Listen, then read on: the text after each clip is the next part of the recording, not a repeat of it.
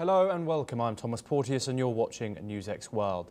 Let's take a look at some of the top stories. Catastrophic floods in Texas have claimed at least 78 lives, including 28 children, as search crews hunt for missing girls from a summer camp.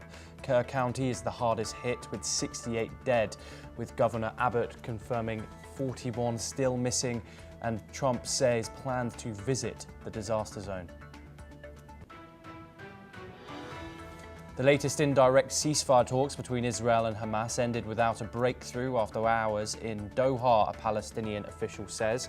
Netanyahu says his discussions with Trump could help advance a hostage deal this week, with negotiators set to resume talks today. President Trump has vowed to slap an extra 10% tariff on countries aligning with BRICS, calling the group's policies anti-American. Posting on Truth Social, he warned there would be no exceptions for the bloc that includes Brazil, Russia, India and China. BRICS leaders condemn attacks on Gaza and Iran and call for reforms to global institutions, positioning the bloc as a diplomatic haven. Brazilian President Lula drew parallels to the Cold War non-aligned movement as Xi skipped the conference, Putin joined online, and Modi and Rafamosa attended in person. Israel says it has hit 3 ports and a power plant in Houthi-controlled Yemen after warning civilians to evacuate ahead of airstrikes. Defense Minister Israel Katz confirmed the targets included the hijacked Galaxy leadership, vowing the Houthis will continue to pay a heavy price. Elon Musk says he's created a new US political party, blasting the increasing deficit as his reason for breaking with Trump. He says America needs fresh thinking and promises to shake up the two-party system. Russia's Sergei Lavrov met his Iranian counterpart at the BRICS summit and repeated Moscow's offer to help resolve disputes over Tehran's nuclear program. The Russian Foreign Ministry also condemned recent US and Israeli strikes on Iran's nuclear sites, calling them unacceptable. Greece's Coast Guard said it has rescued over 430 migrants near Gavdos and another 96 off Crete in 5 incidents since Friday. Frontex, the EU border agency, helped the operations as the migrants were taken safely to Crete.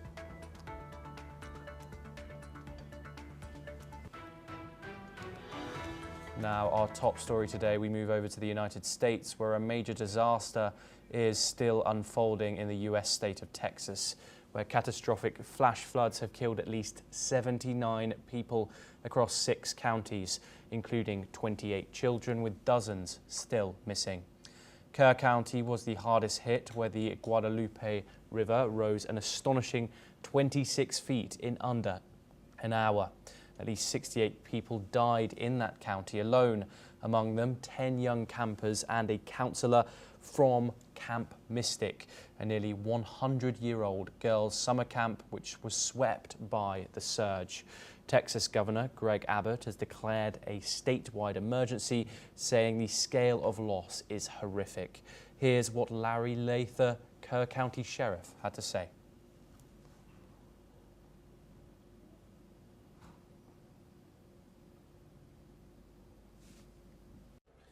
As of 1:30, we have recorded 68 deceased in Kerr County. Among those who are deceased, we have 40 adults and 28 children. 18 adults are pending identification and 18 adults are pending identification and 10 children are also pending identification. Once again, pending identification are 18 adults and 10 children.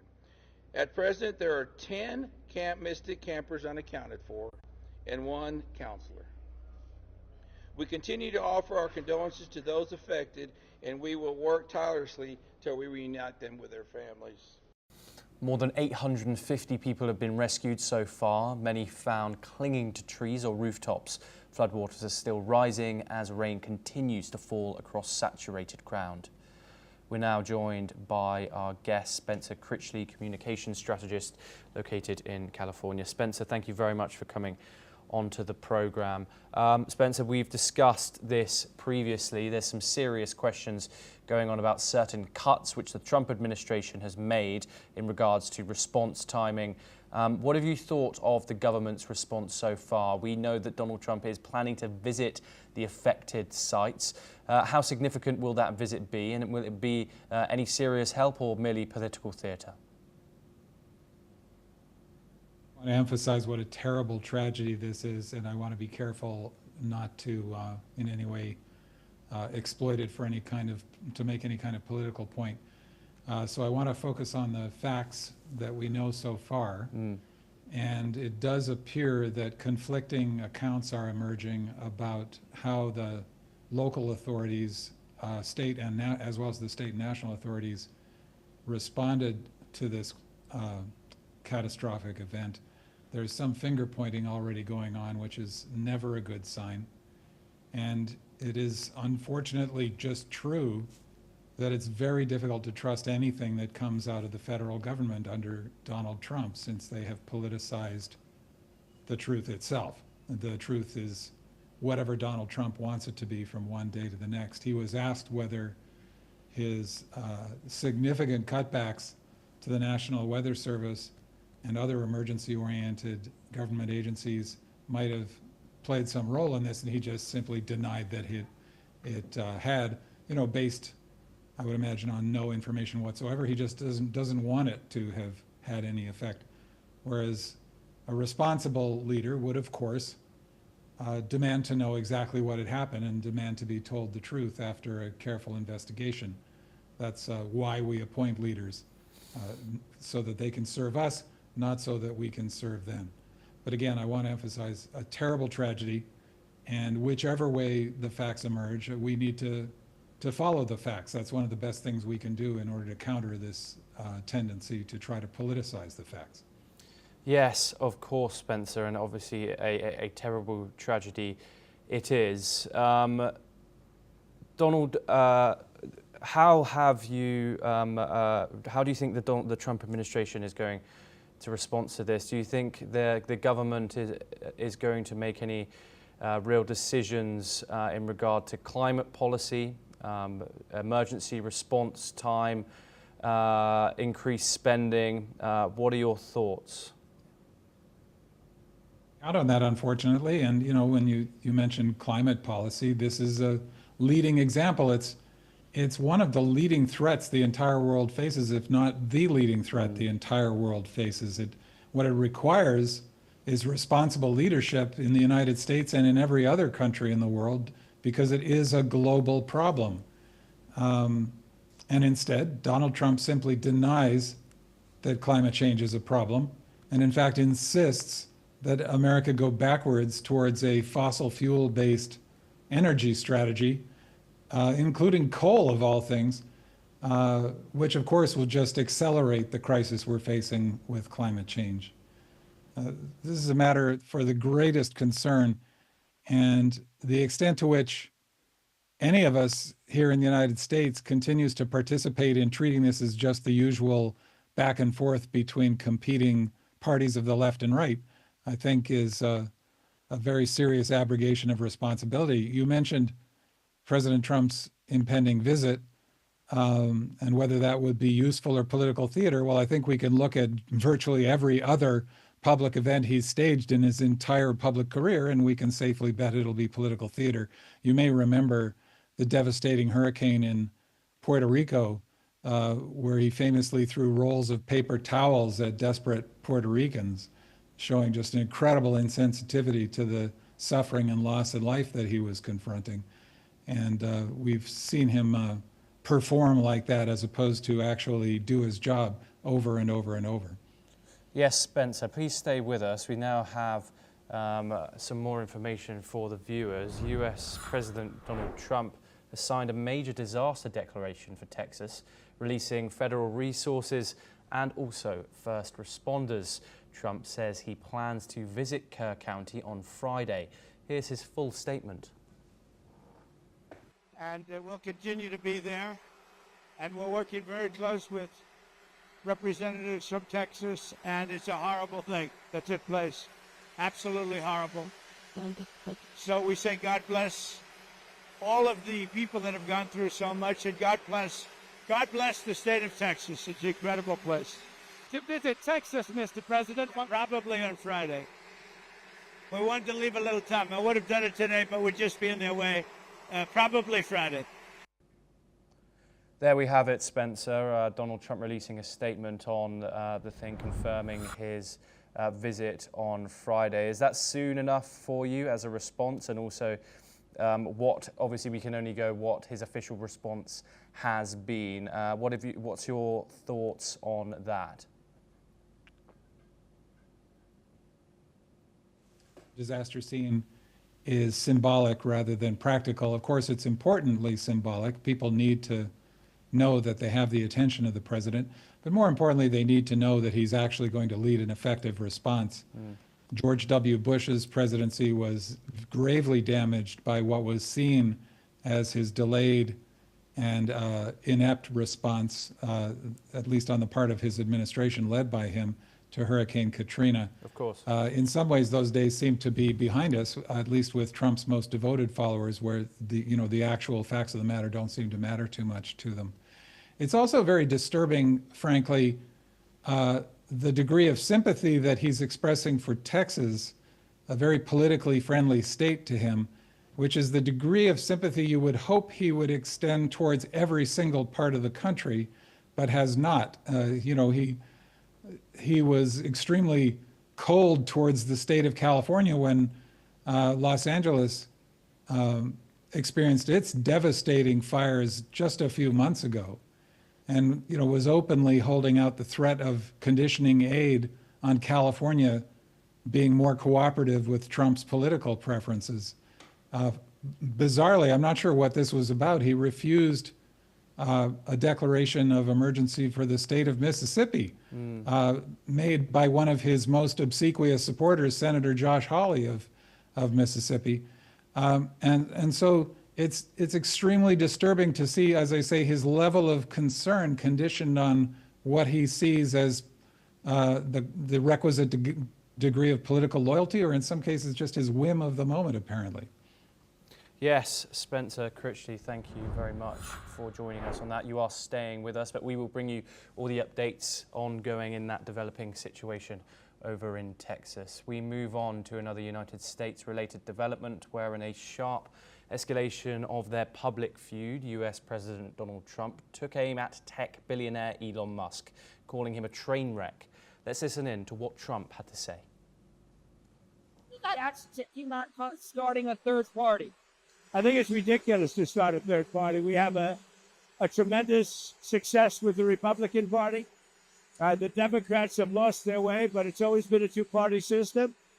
And I think starting a third party just adds to confusion. It really seems to have been developed for two parties. Third parties have never worked. So he can have fun with it, but I think it's... Trump's outburst comes after Musk announced he was forming a new political party, the America Party, deepening a rift that's been widening over policy and power. Trump claimed Musk had backed him despite knowing he would scrap the electric vehicle mandate, a move Musk now opposes amid falling Tesla shares. The president also defended his decision to withdraw the NASA nomination of Jared Isaacman, a close ally of Elon Musk, citing concerns over conflicts of interests. Treasury Secretary Scott Bessent added that while Musk's government-cutting efforts were popular, his company's boards wants him back in the boardroom and not in politics. Musk later said backing a candidate for president is not out of the question, but the focus for the next 12 months is on the House and the Senate. We're once again joined by Spencer Critchley to discuss this in further detail. Spencer, a public feud that's been going on for at least a couple of weeks now, a huge spat of, some would say, the two most powerful people in the world's richest man and the President of the United States. First of all, what does this launch of this new party mean for US politics? Do you really Do you see this causing a rift? And given the past actions of independents running in US elections, what will this mean for the future of US politics? Yes, and of course, it's hard to know who to root for when you have a fight between two bad guys. It makes it particularly confusing. I think that in one way, Trump is right here in that, as you suggest as well, the history of third parties in the United States is not a good one. And instead, they do tend to play a spoiler role. The Democrats have suffered from this several times in the past, where independent candidates have siphoned off just enough votes to split the Democratic vote and lead to a loss to the Republican candidate that year. Ralph Nader was notorious for this, and more recently, the Green Party does this every cycle. They mount a candidate who has no hope, but who siphons off Democratic votes. Do you see the opposite happening here, Spencer? There is a rift appearing in the Republican Party, mainly over the issues of foreign policy in regards to the bombing of Iran, and also now we've seen most recently the voting in the big, beautiful bill passing. What are your thoughts on the future? And Elon Musk has mentioned those crucial midterms which are coming up in the most recent times. Yeah, and actually I have to say, although I think, Elon Musk's understanding of politics and government in general is abysmal, and in many ways childish actually, he is onto something in his latest comments when he talks about focusing on just 2 or 3 Senate races and maybe 2 or 3 House races. That's a lot smarter than thinking you're going to launch a major national party that's going to compete across all of the major offices in the House and Senate and for the presidency. And that could give him a great deal of leverage and possibly force Republicans to negotiate with him. He may not end up winning any seats in the end, but I think he could certainly spook them into perhaps giving him some concessions where he wants them. Yes, thank you very much, Spencer. We now move on to some more information where US President Donald Trump has signed off on a series of take it or leave it tariff letters to 12 countries. The letters, which outline specific tariff rates on exports to the United States, will be formally delivered starting at 12 noon on Monday Eastern Time, according to a statement Trump posted on Truth Social. The president did not name the countries involved, but said each one faces different tariff levels, some as high as 70%, starting on August the 1st. This move follows Trump's announcement back in April of a base 10% tariff with the possibility of higher rates for select countries. While those rates were temporarily suspended for negotiations, that 90-day window ends on July the 9th. Commerce Secretary Howard Lutnick confirmed that the tariffs will officially take effect at the start of August, adding that Trump is setting the rates and deals right now. So far, only Britain and Vietnam have successfully struck deals, the UK locking in a 10% rate with exemptions for auto and aerospace parts, while Vietnam saw tariffs slashed to 20%.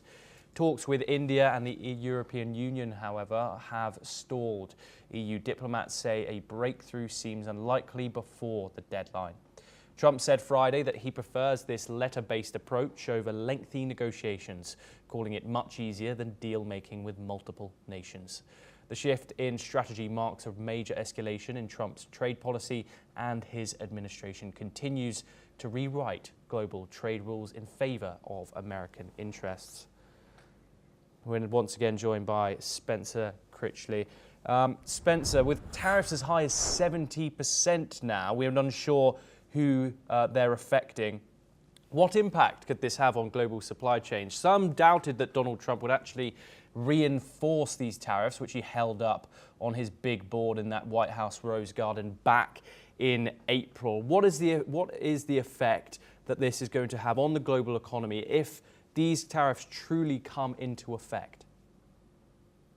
Well, I want to be careful not to stray too far outside my lane. I'm not an economist, but I can offer some opinions here. And I wish I could find something positive to say about Mr. Trump and his administration. It's my approach generally to try to encourage people not to demonize the opposition and to not assume everything they do is bad, and to try to at least look at things from their perspective. But it's extremely difficult with a government led by Donald Trump. I don't think you can find any sense in this policy. His former national security advisor, John Bolton, was on one of the major Sunday shows today and described Trump's decision making, and this is based on his close observation of it, as like just an archipelago of countless dots. And he says other people can try to connect those dots, but he doesn't believe even Trump can. And I think that's what we see with his trade policy. He seems to think he's being effective by raising taxes on Americans and calling them tariffs on other countries. But this, of course, is just a tax on American consumers and American manufacturers. And the end result of this cannot be good. It's going to be inflationary in the United States. There's no way that this could lead to the repatriation of manufacturing, as he fantasizes about, on any kind of timescale that would make any kind of sense. He's imposing these tariffs on countries that we can't possibly fix the trade deficit with in a way that would be advantageous to us. For example, a country like Vietnam that tends to send lots of clothing to the United States. The United States doesn't want to get back into the business of manufacturing clothing and textiles. So none of this makes any sense. And even this latest story that sending letters to people is easier than negotiating is just absurd on its face. I mean, he reverses himself so readily and so fantastically. It's something like Alice in Wonderland. He's supposed to be the great deal maker. This was never true. He had never earned that reputation. Now all of a sudden deal making is a waste of time, and it's far better to just send people letters announcing the tariff rate you're going to insist they pay. Yes, Spencer. We have another tariff-related development coming our viewers' way. US President Donald Trump has issued a firm warning to countries aligning with BRICS. In a post on Truth Social, Trump said any nation supporting what he called, quote, anti-American policies of the bloc will face an extra 10% tariff with no exceptions. He did not clarify which policies he was referring to, but the message was clear. Alignment with BRICS, pay the price. The original BRICS group, Brazil, Russia, India, China and South Africa, has expanded rapidly in recent years. Last year, the bloc welcomed new members, including Egypt, Ethiopia, Indonesia, Iran, Saudi Arabia, and the UAE. Trump's statement comes amid growing global divide between Western allies and emerging multilateral groups like BRICS. We're once again joined by Spencer Critchley. Spencer, what does this mean? Obviously, the BRICS nations have met together with the absence of Chinese President Xi Jinping. I believe Russian President Vladimir Putin joined by phone call or video call. But what does this mean for BRICS, and what kind of statements were said last night at this conference that has triggered this? Anti-American policies, what might they be that Trump is referring to? Well, to the extent that BRICS is trying to arrange a counterbalance to the order that the United States has led for so long, you can call that anti-American or you can call it competition. And the response to that competition, once again in this case, amounts to holding the American people hostage by threatening to raise tariffs, which again are attacks on the American people. Now, I think it's sometimes effective to take a firm position where you see a competitive threat, and there have been criticisms made of previous administrations in the past that sometimes have some merit, that, for example, they might have been a little too lenient with China over things like theft of intellectual property or government subsidies of their corporations and their exports, leading to unfair advantages. But the United States has been able to deal with issues like that very successfully within the international system that's existed since the end of World War II. And I often wonder, what is the problem precisely that Donald Trump thinks he's fixing, which really amounts to incredible success.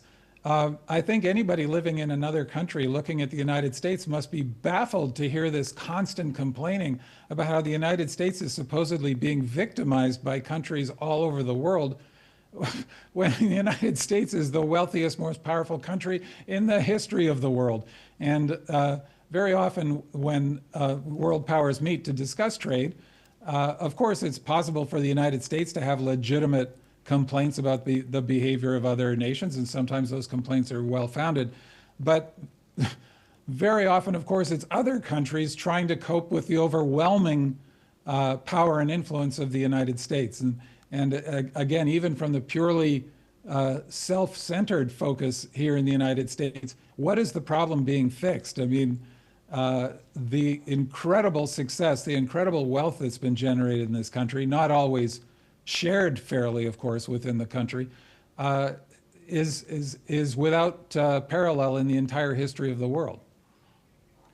Yes, Spencer, apologies, we have a technical issue there. Spencer, I just want to ask one more question in that regard, but we're running out of time, so a quick answer.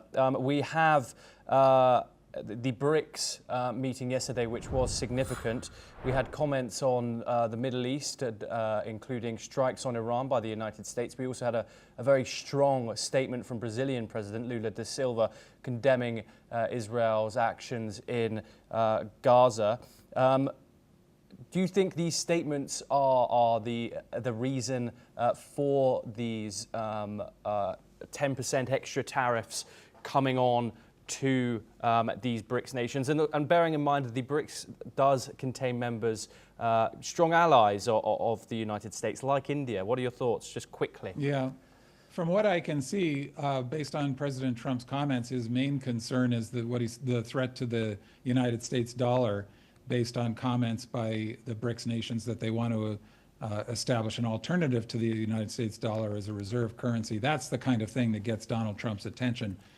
Money, in other words, and also the symbolic aspect of money in this case.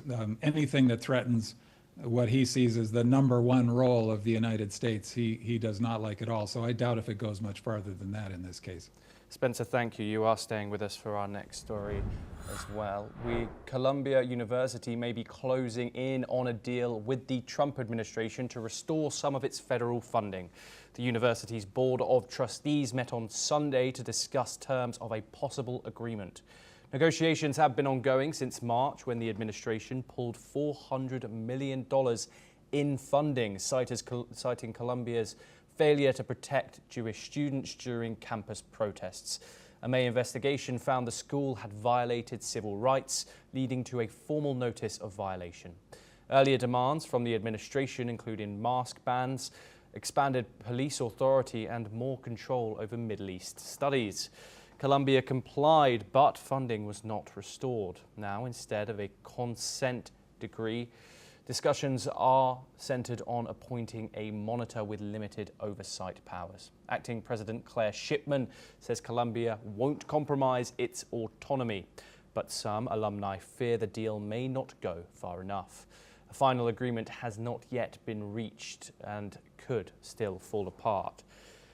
We're once again joined by Spencer Critchley. Spencer, what does this standoff reveal about the growing tension between university autonomy and federal oversight, in especially these politically sensitive cases? Well, this is extremely chilling, and unfortunately it's part of this multi-pronged attack the Trump administration is conducting on all of the major institutions of democracy. So higher education is one of them, and this is following the playbook that's been followed by other authoritarians who have managed to hollow out their democracies in the past. Viktor Orban of Hungary, for example, who has become a celebrated role model, not just for Donald Trump, but for the entire Republican Party under him, unfortunately. The pretense that this is a concern over the civil rights of Jewish students is both laughable and tragic, really, considering what they're exploiting. I think there is a problem with anti-Semitism in academia, or parts of academia in the United States. There's a tendency to embrace a theory of oppression which tends to reduce everything to a binary relationship between oppressors and oppressed, and many academics have decided that Israelis are always the oppressors. And so I think that's actually something to be concerned about, but the solution to that is not government control of higher education.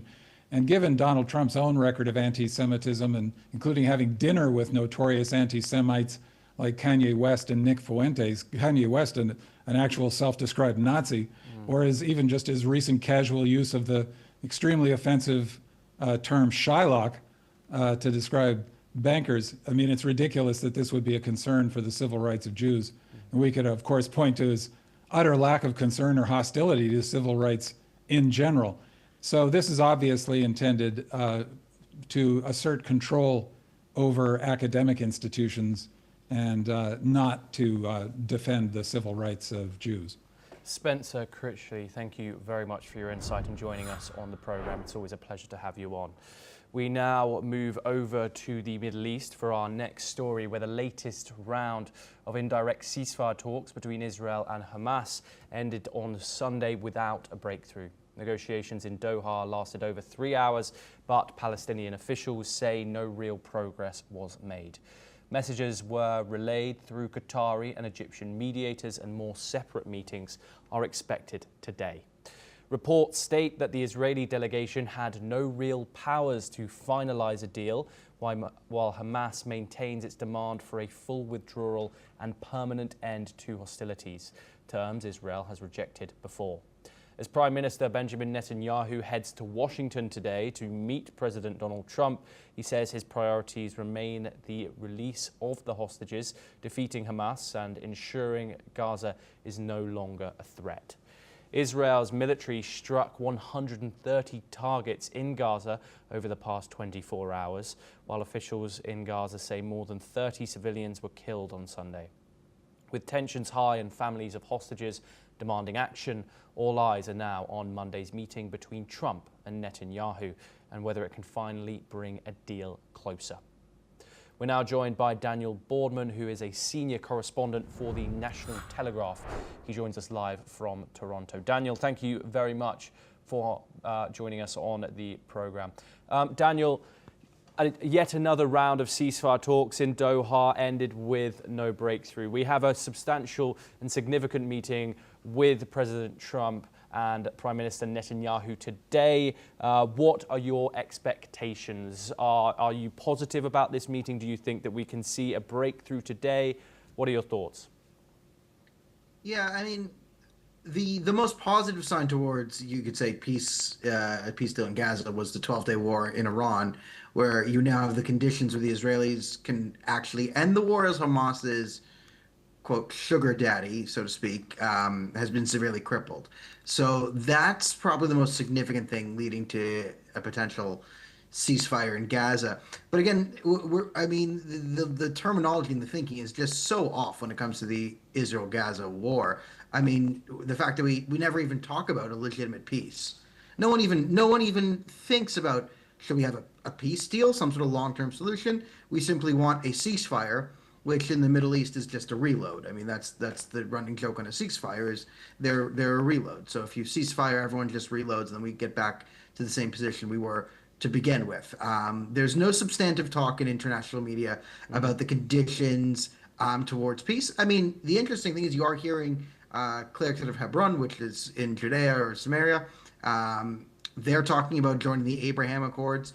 So I actually think peace is a lot closer with an expansion of the Abraham Accords, because that's sort of being done the right way. You're having nations talk to each other, and then if Israel can get peace with Lebanon and Syria and sort of secure its borders. So, I mean, for Israel's entire existence, they've been officially at war with Lebanon and Syria.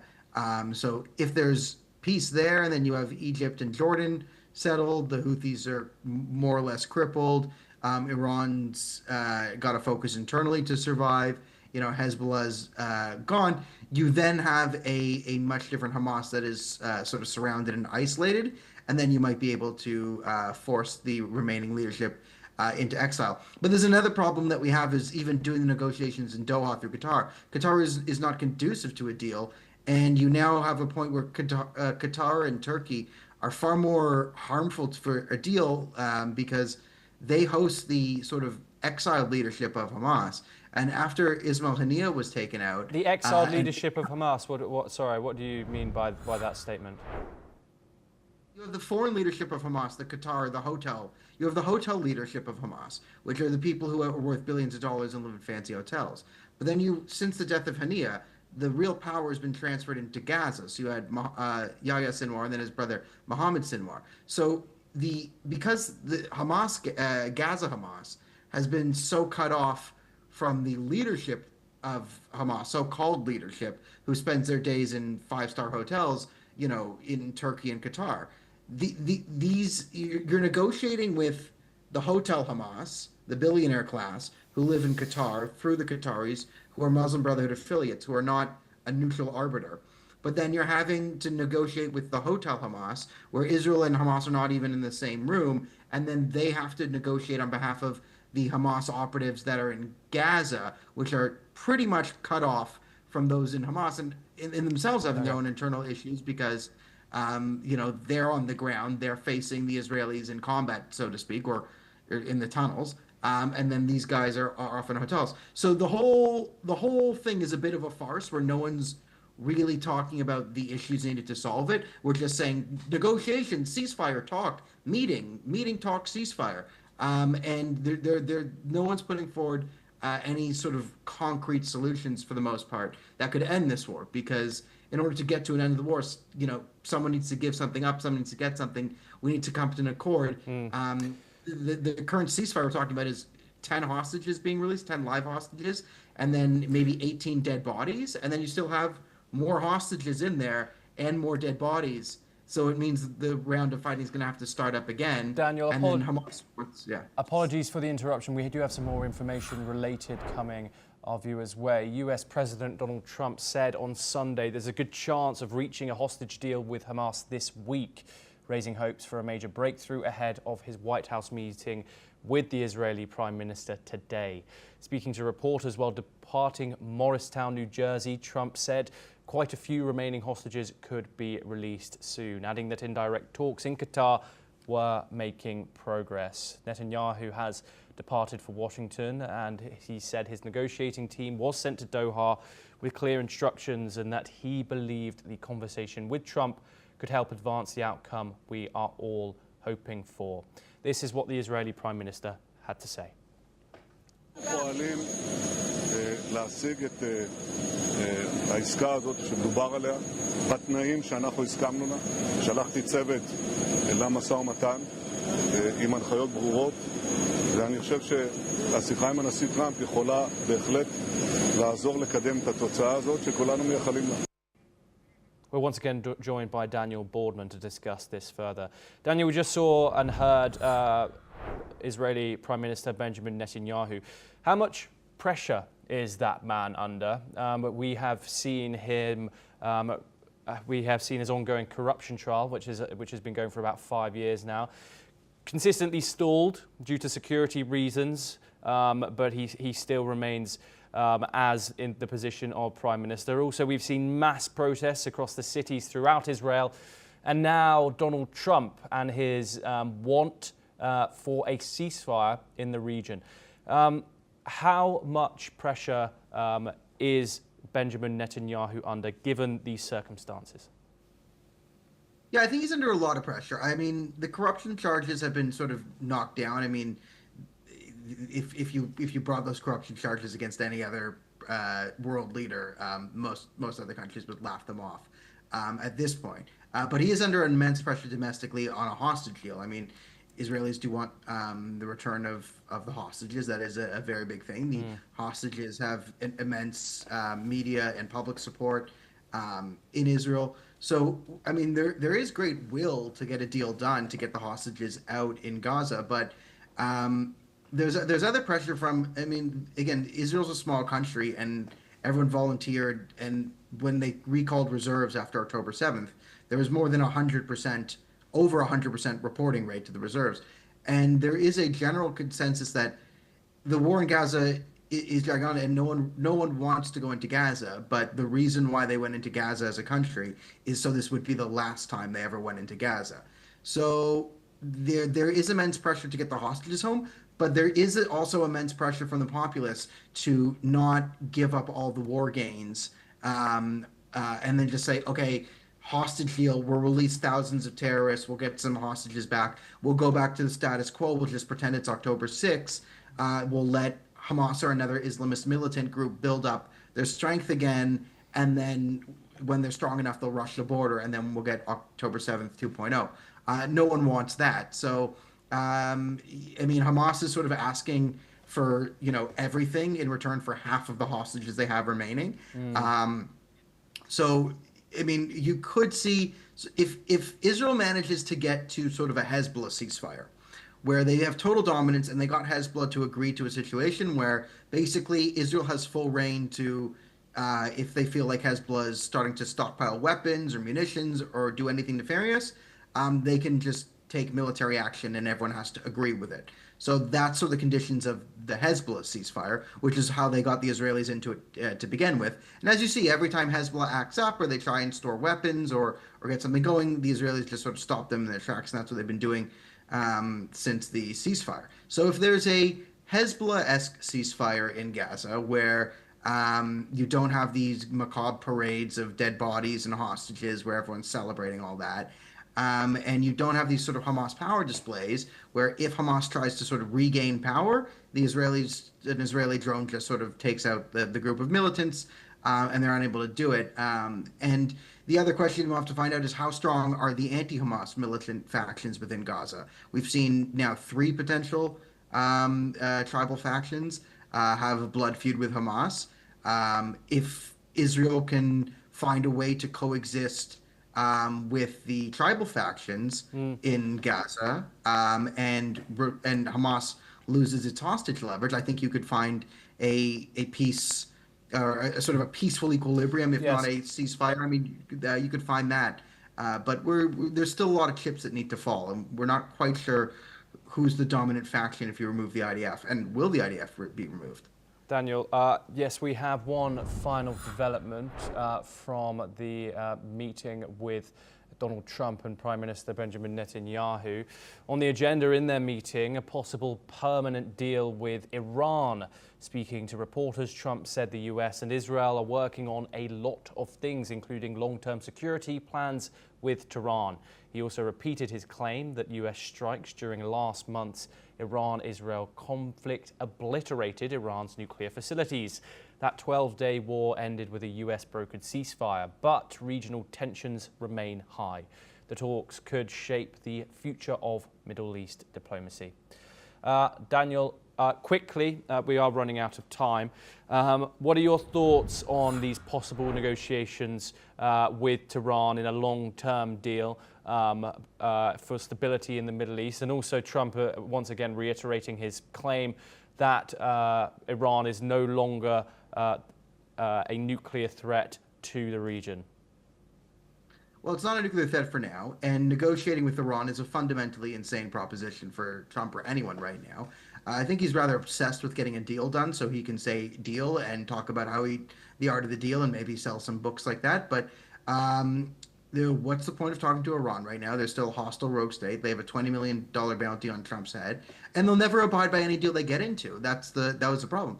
And this is the great part about Trump 1.0 is he correctly identified that the Iranian regime would not ever, under any circumstances, abide by the terms of a deal they made with the West or anyone else, because they're habitual liars, and they even brag about lying to the West when they speak in Farsi, not in English. In English, they lie to us. In Farsi, they tell the truth. So they have publicly no inclination of ever sticking to a deal, which makes signing a deal with them foolish. Will Netanyahu have to go along with this farce and sign a pretend deal with the regime No, who knows? But the reason why Trump brought peace to the region through the Abraham Accords was he was able to correctly identify that the Iranians can't be trusted. The deal was bunk. It wasn't worth the paper it was written on. He tore it up, and then it reset the power balance into a more America-aligned way, and Yes. brought the Arab states and the Israelis together. And he might, if you get into another deal with the Iranians, he might undo all the Abraham Accord progress. So we'll just see. We'll roll the dice and see where Trump falls on certain things. And he'll say things, he'll say other things, he'll do things. What are they? Who knows? Daniel Boardman, thank you very much for your insight and joining us on the programme. We will bring you all updates from the Middle East as we get them straight to you. Now, however, let's take a look at some stories from the world of business. Asian stock markets slipped amid growing confusion over US trade policy as President Trump signaled higher tariffs without offering clear details or timelines. The uncertainty around which countries will be targeted and how high the levies could go has shaken market sentiment. Investors are struggling to interpret shifting messages from Washington, keeping sentiment cautious. Japan's Nikkei dipped, South Korea's Kospi fell, and the broader Asia-Pacific index edged lower, while US markets are expected to open also lower. Samsung Electronics is expected to report a 39% drop in second quarter operating profits to 6.3 trillion won, the lowest in 6 quarters. As per LSEG Smart Taste, the decline is largely due to delays in supplying advanced high-bandwidth memory chips to NVIDIA, while rivals like SK Hynix and Micron have capitalized on strong AI-driven demand.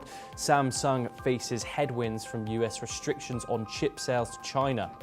Its HBM3E chips are still awaiting NVIDIA qualification, though supply to AMD has begun. Added uncertainty looms from potential US tariffs and policy shifts impacting chips and smartphones. Japan's real wages fell 2.9% in May, marking the sharpest drop in nearly 2 years, according to a government report released today. Despite labor union data last week showing the biggest pay hikes in decades, inflation continues to outpace wage growth, eroding household purchasing power. This was the 5th straight month of decline, with nominal pay rising just 1%, dragged down by a nearly 19% fall in bonuses. While household spending has recently picked up, wage trends remain critical for the Bank of Japan's rate decisions amid global trade uncertainty.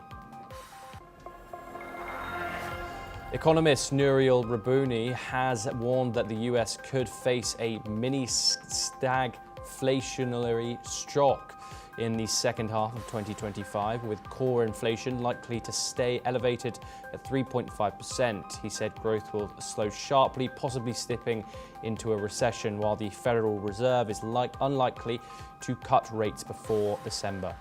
Rabouni, known as Dr. Doom for his early calls on past crisis, also anticipates global trade tensions to result in broad 15% tariffs.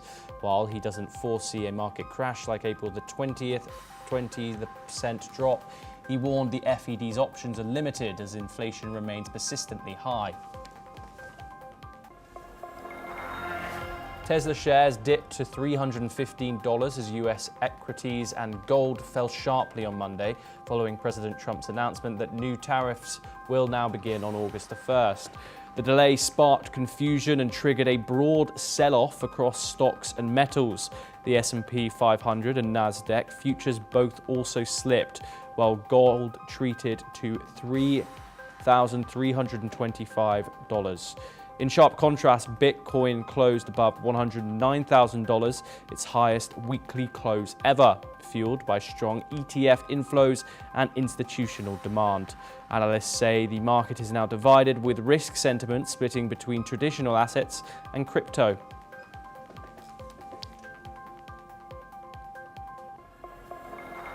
Well, that is all we have time for. We will continue to bring you more news updates from around the world. Thank you.